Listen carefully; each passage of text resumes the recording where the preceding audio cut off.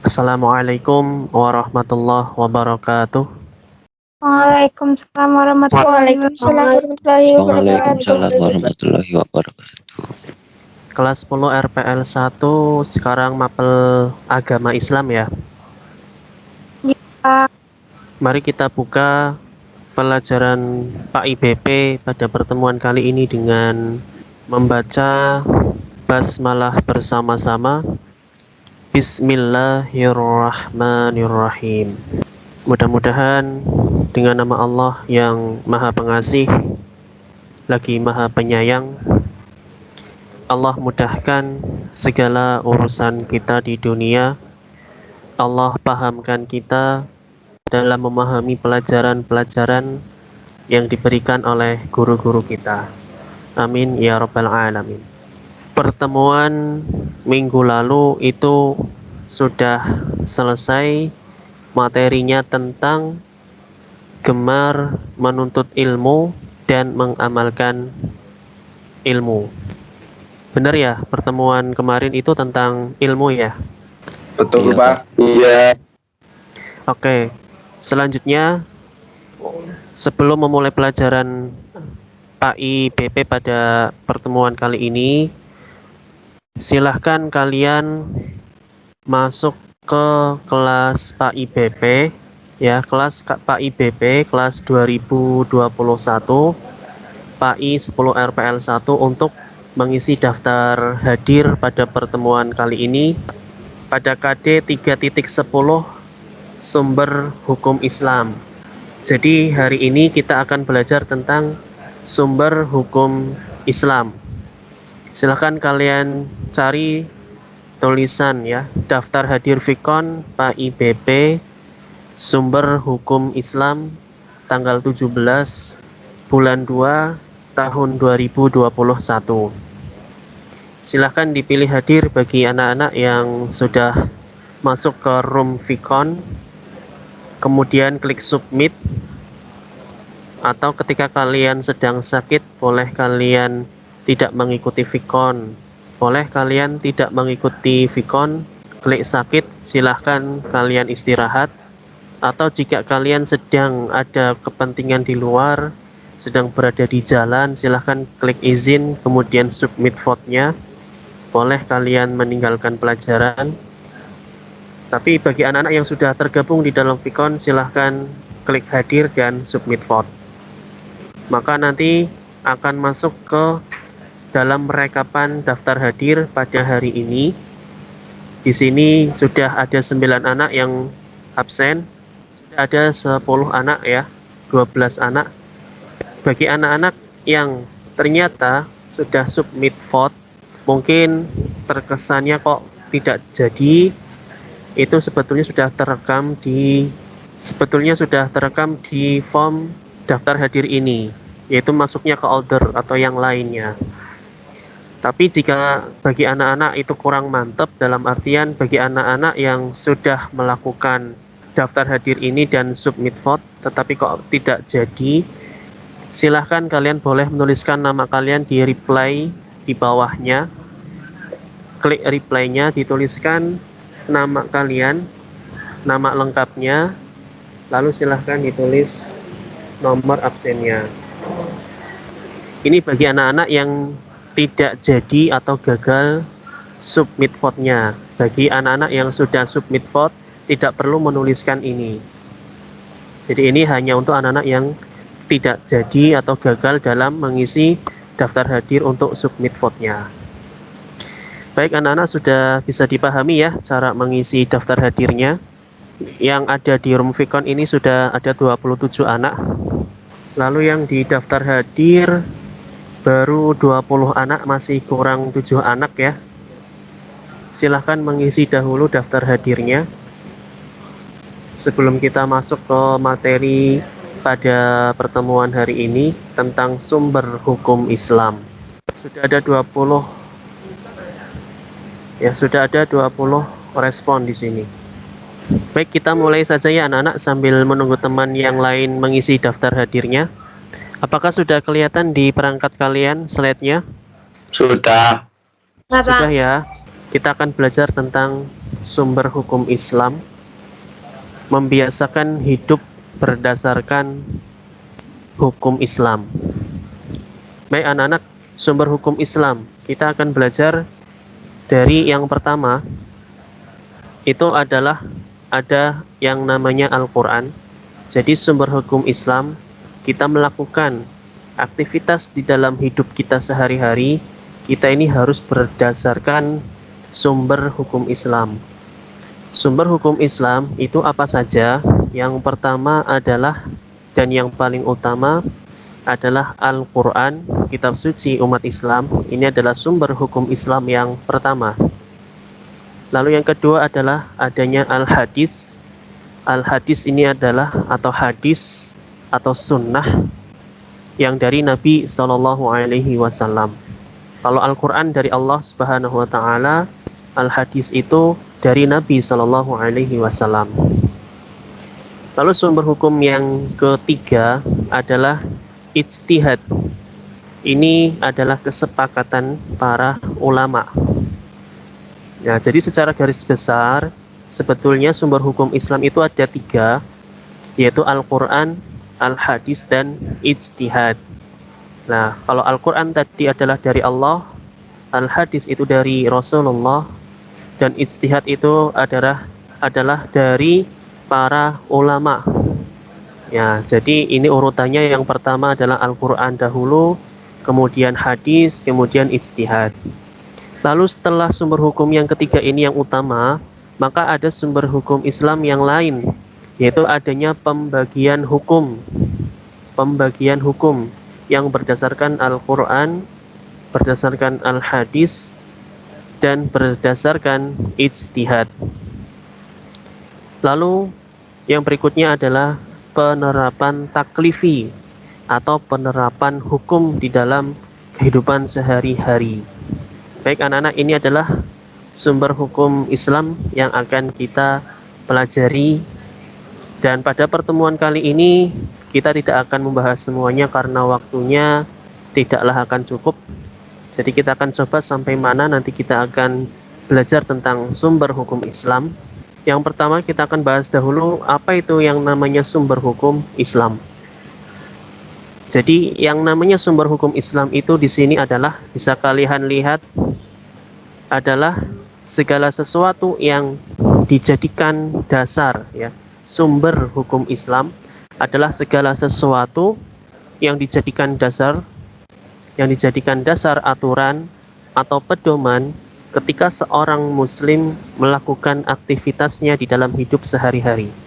Kemudian yang menjadikan pedoman, yang menjadikan dasar aturan kita sebagai seorang muslim di dalam melakukan aktivitas hidup kita sehari-hari, itu adalah sumber yang sudah disepakati oleh para ulama, ya, oleh jumhur ulama, yaitu kebanyakan para ulama.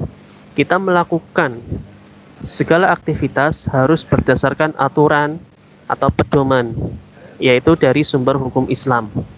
Di sini ada 4 yang disepakati oleh jumhur ulama atau disepakati oleh kebanyakan ulama.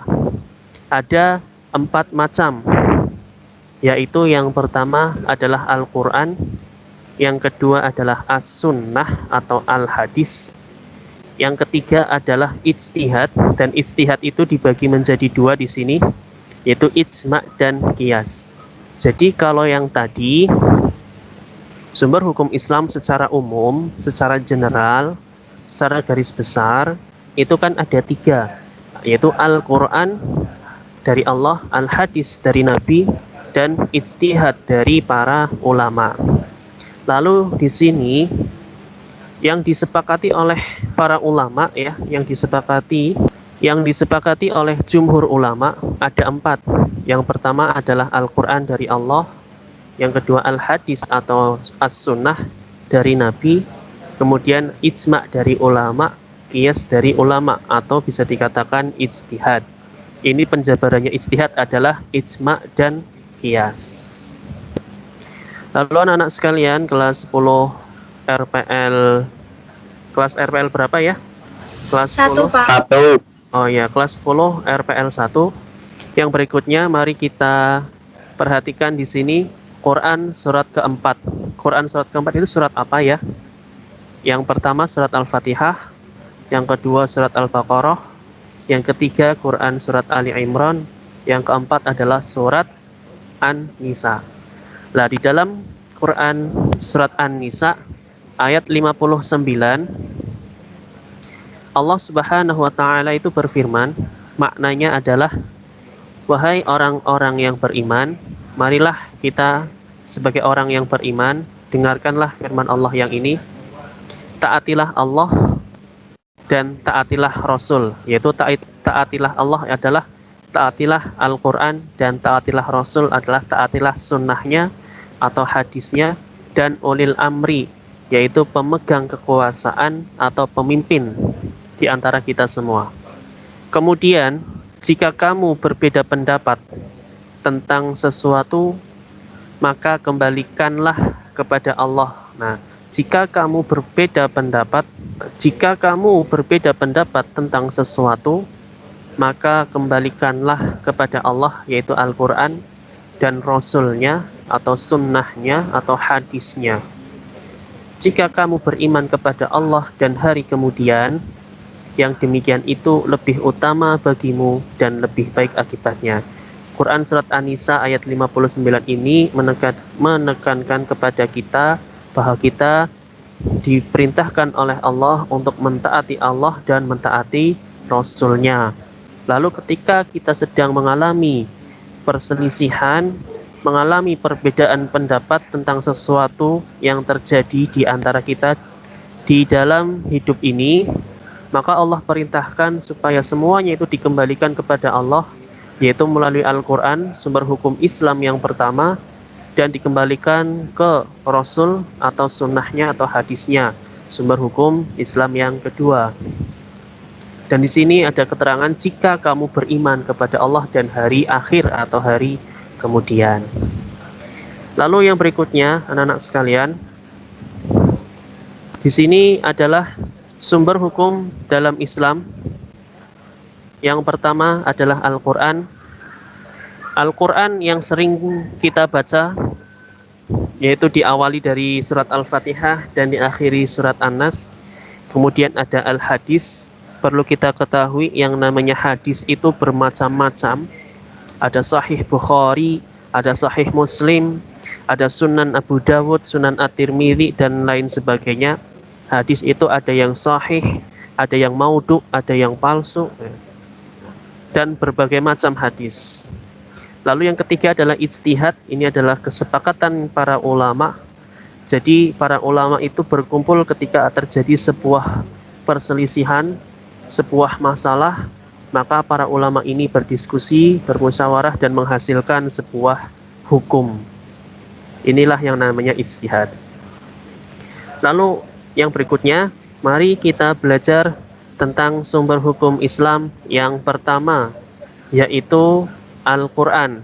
Di sini Al-Quran adalah merupakan kumpulan wahyu Allah Subhanahu wa taala yang diturunkan kepada Nabi kita, Nabi Muhammad sallallahu alaihi wasallam, melalui perantaraan malaikat Jibril alaihi salam sebagai pedoman hidup kita manusia, dan ketika kita membacanya adalah bernilai ibadah.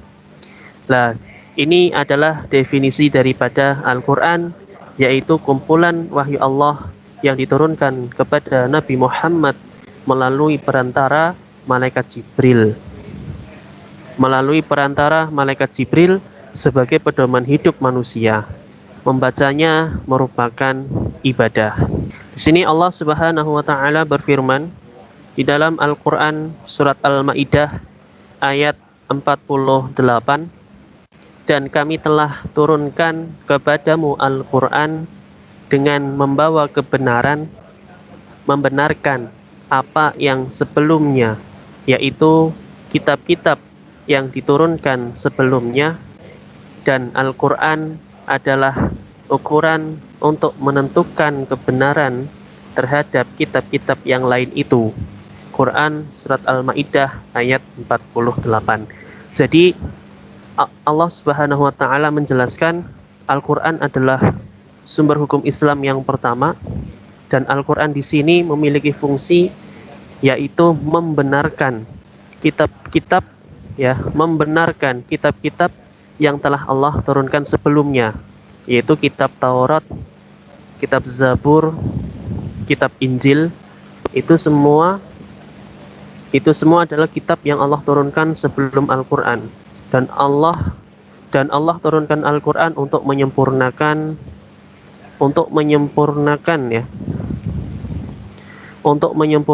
kitab-kitab terdahulu itu.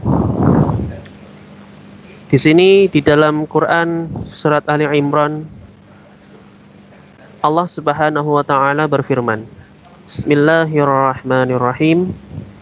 Nazzala 'alaikal kitaba bil haqqi musaddiqan lima baina yadayhi wa anzalat taurata wal injil. Artinya adalah Allah menurunkan kitab Al-Quran kepada Muhammad yang mengandung kebenaran, membenarkan kitab-kitab sebelumnya, dan menurunkan Taurat dan Injil. Ini penjelasannya di dalam Quran surat Ali Imran ayat 3. Baik anak-anak sekalian, untuk proses turunnya Al-Quran, mari kita ingat kembali bahwasanya Al-Quran itu diturunkan oleh Allah Subhanahu wa taala kepada Nabi Muhammad itu melalui malaikat Jibril alaihi salam yang berupa wahyu Allah, ya. Jadi malaikat itu memasukkan wahyu Allah ke dalam hati Nabi Muhammad sallallahu alaihi wasallam. Yang pertama, prosesnya adalah memasukkan wahyu ke dalam hatinya Nabi. Lalu proses yang berikutnya adalah malaikat kadang-kadang menampakkan sebagai seorang laki-laki yang mengucapkan kata-kata kepada Nabi Muhammad sallallahu alaihi wasallam. Lalu yang berikutnya adalah cara-caranya atau proses turunnya Al-Quran adalah wahyu datang kepada Nabi Muhammad seperti suara lonceng, dan yang lainnya malaikat menampakkan dirinya kepada Nabi Muhammad dalam wujud yang asli tanpa berubah bentuk. Jadi ada 4 proses turunnya Al-Quran kepada Nabi Muhammad. Yang pertama adalah melalui malaikat yang langsung memasukkan wahyu itu ke dalam hati Nabi Muhammad. Yang kedua, malaikat menampakkan diri sebagai seorang laki-laki dan mengucapkan kata-kata kepada Nabi Muhammad. Lalu yang ketiga, wahyu itu datang kepada Nabi Muhammad itu seperti suara lonceng. Dan yang berikutnya, yang keempat adalah Nabi Muhammad itu mendapatkan wahyu Al-Quran melalui malaikat yang menampakkan wujud aslinya. Jadi malaikat itu menampakkan wujud aslinya kepada Nabi Muhammad sallallahu alaihi wasallam. Lalu yang berikutnya di sini adalah proses turunnya Al-Quran dari tahapan-tahapan. Maksudnya adalah berdasarkan waktunya. Kalau yang tadi ini adalah proses atau cara turunnya Al-Quran berdasarkan bagaimana prosesnya, bagaimana tahapannya, bagaimana langkah-langkahnya. Itu tadi, ini berdasarkan langkah-langkahnya Al-Quran diturunkan kepada Nabi. Yang pertama, wahyu itu dimasukkan langsung ke hatinya Nabi. Yang kedua, malaikat menjelma menjadi seorang laki-laki. Yang ketiga, wahyu itu seperti suara lonceng. Dan yang keempat, malaikat menunjukkan wujud aslinya kepada Nabi. Ini berdasarkan langkah-langkahnya atau bentuknya. Lalu yang berikutnya adalah proses turunnya Al-Quran berdasarkan rentang waktu. Ya, berdasarkan rentang waktunya. Jadi Al-Quran itu diturunkan pada tanggal 17 Ramadan yang dikenal sebagai Nuzulul Quran. Alhamdulillah, mudah-mudahan kita sampai kepada bulan Ramadan, yang sekarang kita berada di bulan Rajab, nanti masuk ke bulan Sya'ban, dan setelahnya adalah bulan Ramadan. Mudah-mudahan kita disampaikan oleh Allah di bulan mulia bulan Ramadan, yaitu bulan turunnya Al-Quran, tanggal 17 Ramadan.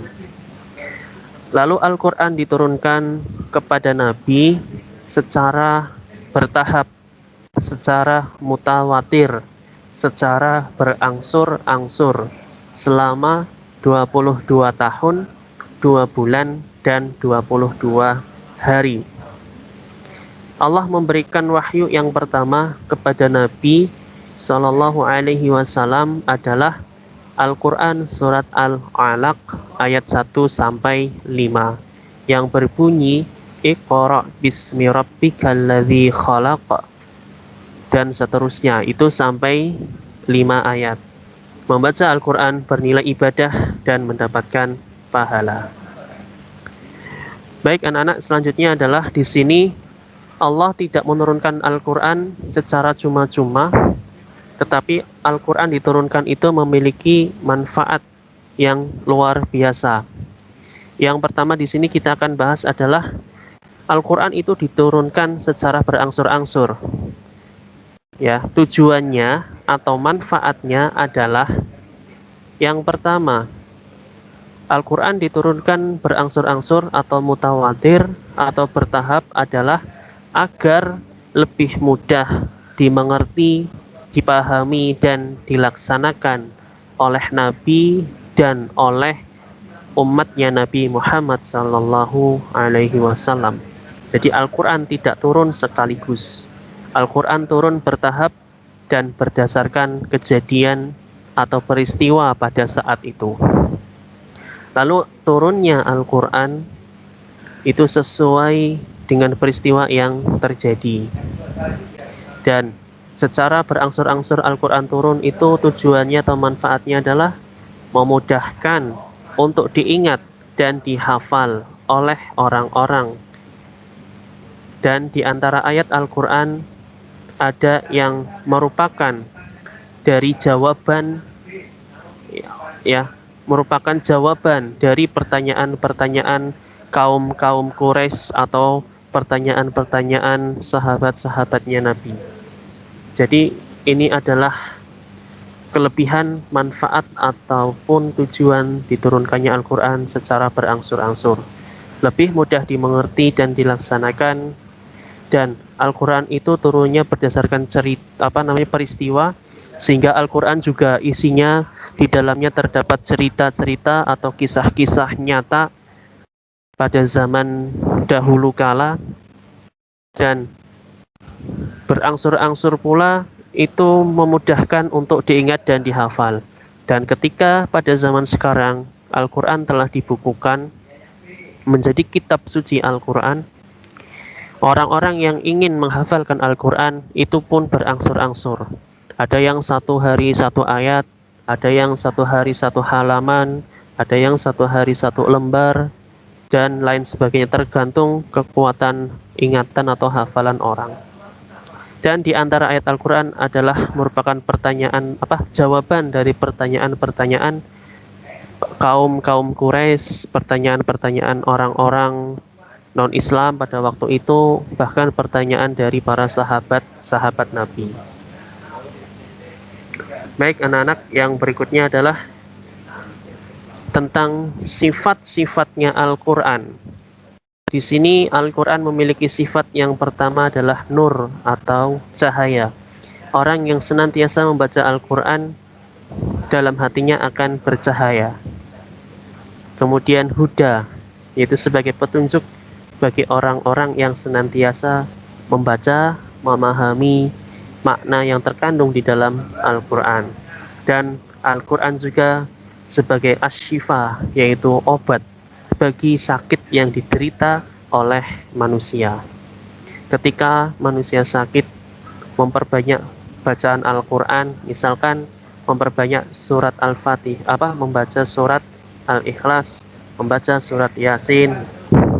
Dan ketika ingin selamat di dunia akhirat pun, ya, juga membaca Al-Quran adalah salah satu alternatifnya. Kemudian Al-Quran memiliki sifat mau'idhah, yaitu nasihat-nasihat. Kemudian sifat Al-Quran adalah Al-Aziz, mulia.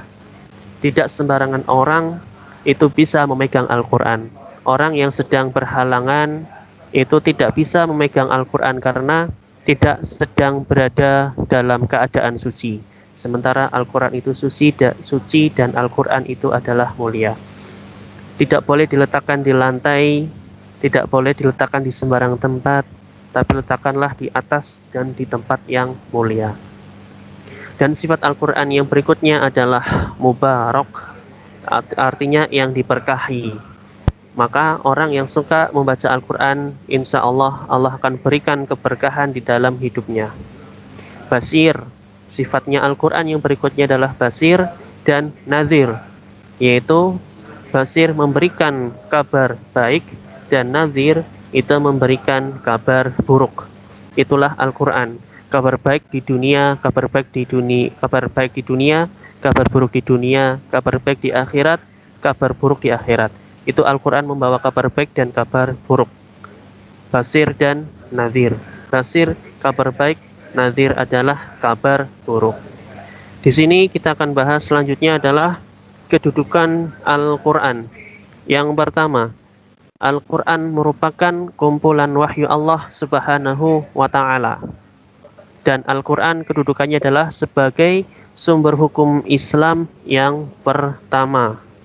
Mari kita bahas bersama fungsinya Al-Quran, ya, lebih detail lagi di sini.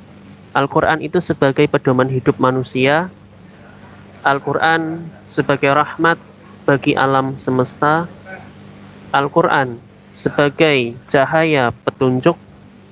Al-Quran sebagai peringatan.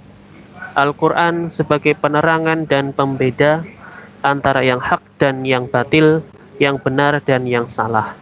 Al-Quran sebagai pelajaran, Al-Quran sebagai sumber ilmu, Al-Quran sebagai hukum, Al-Quran sebagai obat penyakit jiwa, Al-Quran sebagai pemberi kabar gembira. Itu fungsi Al-Quran yang lain. Lalu isi kandungan Al-Quran, apa saja yang terkandung di dalam Al-Quran, kitab suci kita? Yang pertama, dari segi kuantitas ya. Dari segi kuantitas itu muatannya isinya apa? Bahwasanya Al-Quran terdiri atas 30 juz, 114 surat, 6.236 ayat, lalu 323.015 huruf, 777.439 kosakata. Ini kuantitasnya sungguh luar biasa. Orang yang hafal 30 juz, 114 surat, 6.236 ayat, 323.015 huruf, 77.439 kosakata, sungguh luar biasa. Dan orang yang hafal Quran adalah kekasihnya Allah, keluarganya Allah Subhanahu wa Ta'ala. Dan Allah janjikan surga. Maka dari itu mudah-mudahan di antara kita bisa ada yang menghafalkan Al-Quran. Lalu kandungan yang lain adalah dari segi kualitasnya. Kualitasnya terdiri atas ada akidah atau tauhid atau keyakinan, kemudian ada akhlak ya, ada akhlak, kemudian ada syariah, dan syariah di sini adalah sebuah jalan, yaitu jalan menuju Allah dan jalan menuju ke manusia. Artinya adalah ada ibadah, ada muamalah. Ibadah di sini hablum minallah, muamalah adalah hablum minanas. Ada bagaimana cara kita beribadah kepada Allah, bagaimana cara kita berhubungan dengan manusia. Lah, muamalah itu sendiri hubungannya dengan manusia itu terkait tentang munakahat. Munakahat adalah pernikahan, kemudian ada faraid ya. Faraid itu terkait waris, ada jinayat tentang hukum pidana, hudud, kemudian ada jual beli, ada khilafah, ada bab tentang makanan, penyembelihan, terus ada jihad dan dualiyah dan lain sebagainya tentang bab-bab muamalah. Ini adalah isi kandungan Al-Quran dari segi kuantitas itu tadi ya, tentang 30 juz, 114 surat, 6.236 ayat, 323.015 huruf, 77.439 kosakata. Ini kuantitas. Kalau segi kualitas, ada akidah, ada akhlak, ada syariah. Dan syariah itu terdiri atas ibadah hubungannya dengan Allah dan muamalah hubungannya dengan manusia. Baik anak-anak, selanjutnya kita akan bahas tentang definisi akidah, yaitu isi kandungan dari Al-Quran. Akidah yakni mengajarkan kita kepercayaan terhadap Allah Subhanahu wa Ta'ala, malaikat-malaikatnya, kitab-kitabnya, rasul-rasulnya, hari akhir, dan takdir, yaitu rukun iman. Lalu ibadah yakni mengajarkan tentang bagaimana cara-cara beribadah kepada Allah Subhanahu wa Ta'ala. Lalu muamalah. Apa itu muamalah? Muamalah yaitu mengajarkan bagaimana kita berhubungan antar sesama manusia. Ini adalah muamalah, yaitu mengajarkan bagaimana cara kita berhubungan dengan sesama manusia.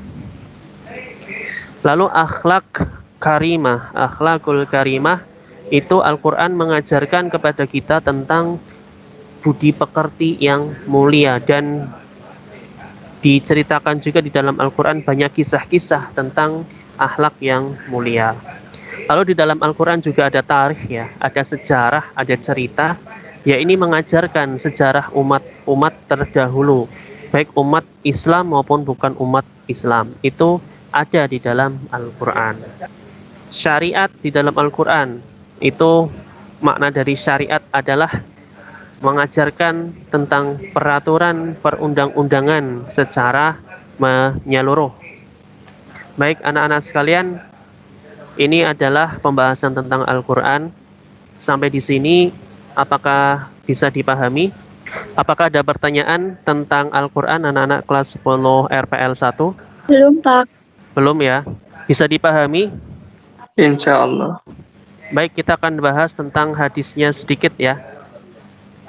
Yang kedua, kita akan masuk ke materi hadis, yaitu sumber hukum Islam yang kedua. Definisi atau pengertian hadis ya, perlu kalian perhatikan.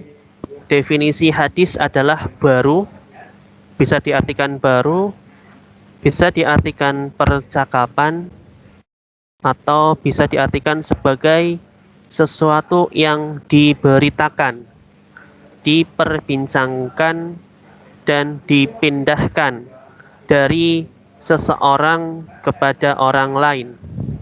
Atau bisa diartikan juga hadis itu sebagai apa yang diriwayatkan dari Nabi Muhammad SAW, baik berupa perkataan, perbuatan, ketetapan, sifat jasmaninya Nabi atau sifat akhlaknya Nabi, atau perjalanan setelah diangkat sebagai Nabi Shallallahu Alaihi Wasallam, dan terkadang juga sebelumnya, sebelum diangkat sebagai Nabi.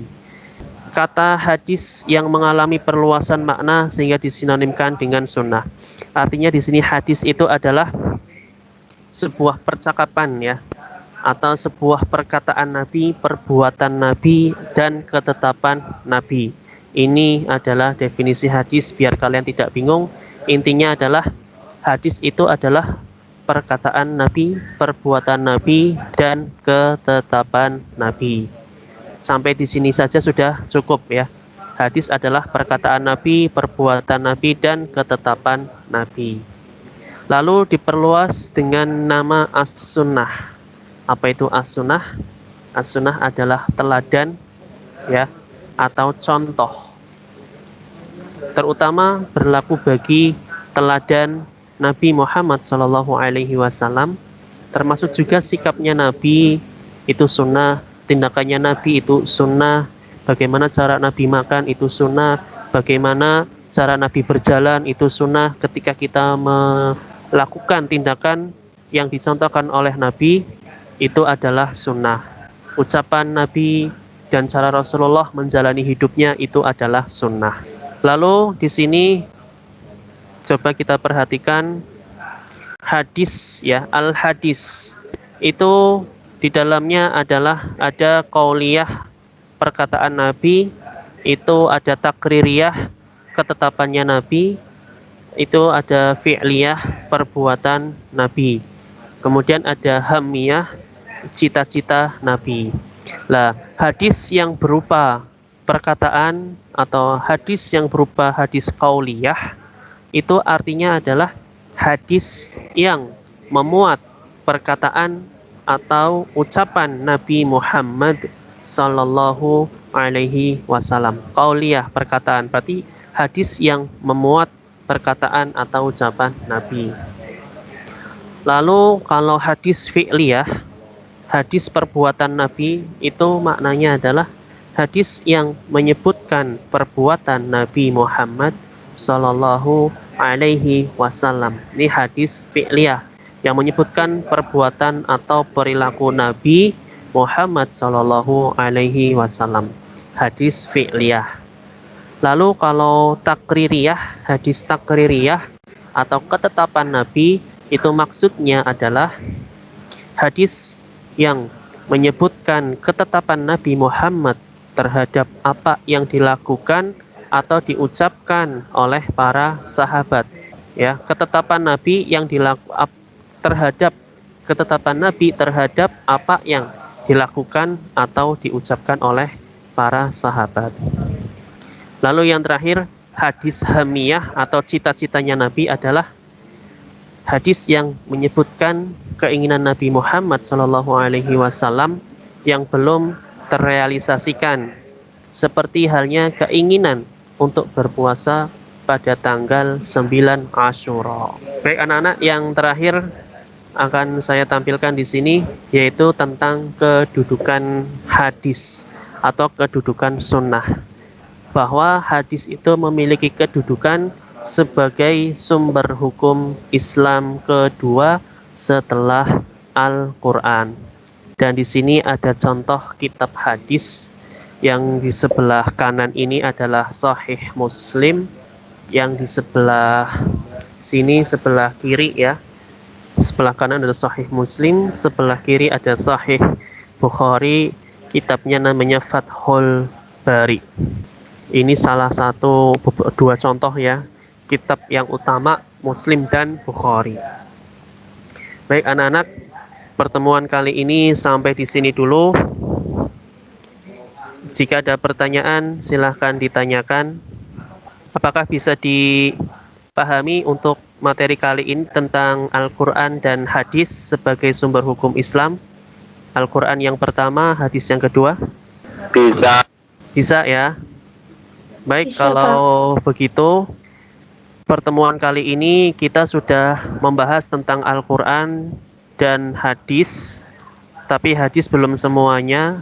Berarti hadis tadi sudah sampai pada kedudukan hadis ya, dan ini ada contohnya Sahih Muslim dan Sahih Bukhari. Yang berikutnya kita akan bahas untuk pertemuan yang akan datang, insya Allah kita akan bahas tentang fungsi hadis, nah, dan seterusnya. Baik anak-anak, kalau begitu mari kita akhiri pertemuan pada kali ini, pada pagi hari ini dengan membaca hamdalah bersama-sama. Alhamdulillahirabbil alamin. Wal afu minkum, wassalamualaikum warahmatullahi wabarakatuh. Waalaikumsalam warahmatullahi wabarakatuh.